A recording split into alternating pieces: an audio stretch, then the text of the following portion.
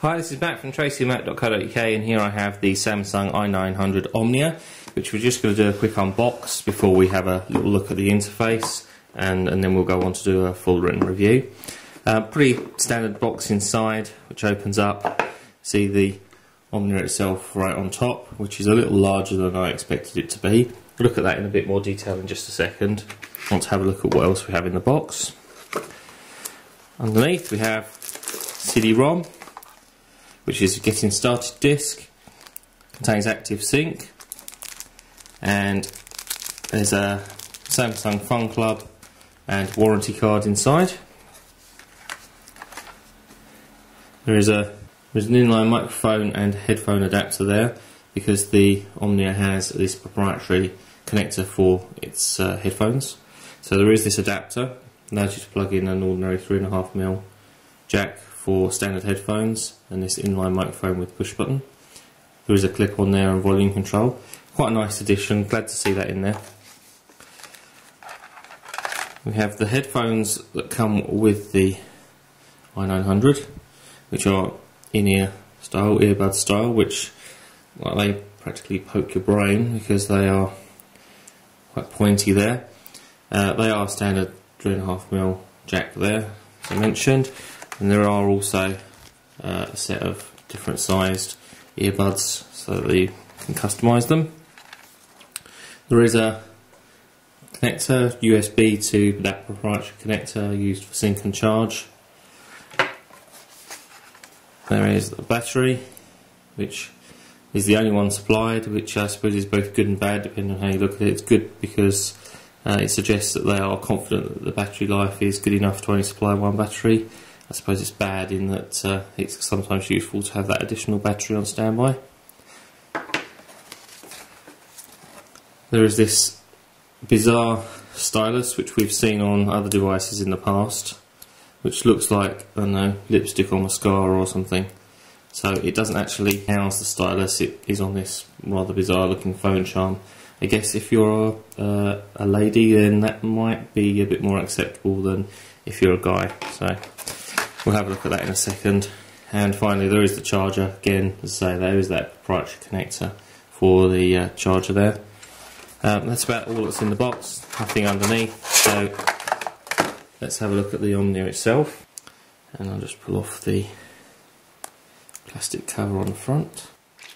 As you can see, it's an extremely shiny front face there, likely to be once again a bit of a fingerprint magnet. The screen itself is 3.2 inch and it is 240 by 400. As you can see, forward facing VGA camera there for video conferencing.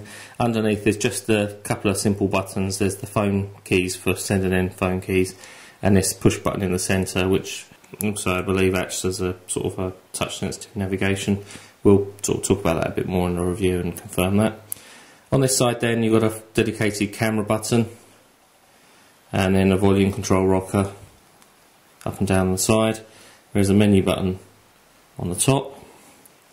Right on top itself we have a power button and a reset button that you can access with a stylus. Then there's a little loop there that you can connect a lanyard or the phone charm, or in this case obviously connect the stylus. And underneath we have the connector for the headphones, sync and charge. Again, as I say, that is proprietary. Somewhat annoying, I know I've banged on about this in the past, these proprietary connectors. I mean, it does mean that you have to use Samsung's own chargers and things, and I guess that works out expensive, and also you have to carry everything with you. So looking on the back, let's again just peel off the protective back cover. Sort of a brushed black finish on the back. We have the 5MP autofocus camera with a built-in mobile light or flash underneath.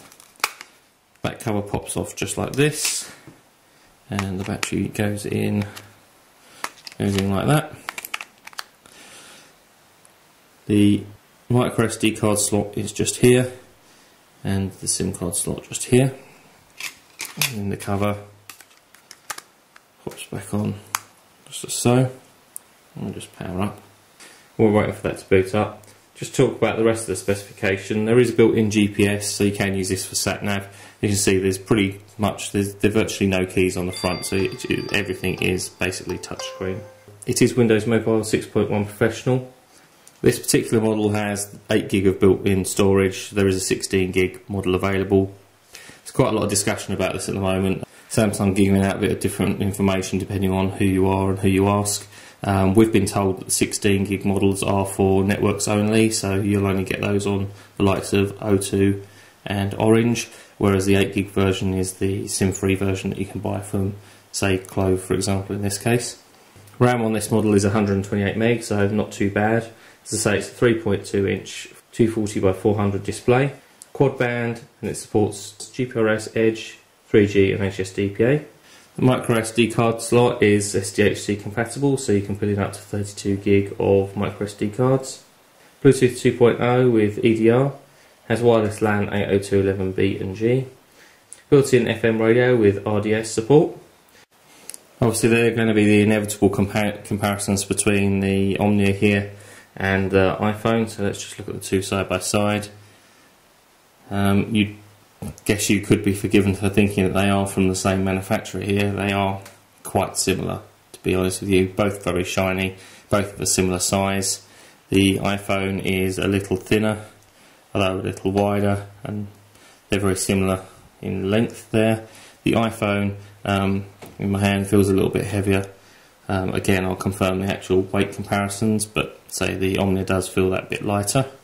And again, there's going to be comparisons with the Diamond. You can see the Diamond is that bit smaller, it's narrower and thinner, although there's not a great deal to choose between the two. Diamond seems to be significantly lighter. Diamond itself has the VGA display, which is 480 by 640, whereas the Omnia has the 240 by 400. So that's a comparison we'll be making when we talk about the Omnia and how it compares in the review.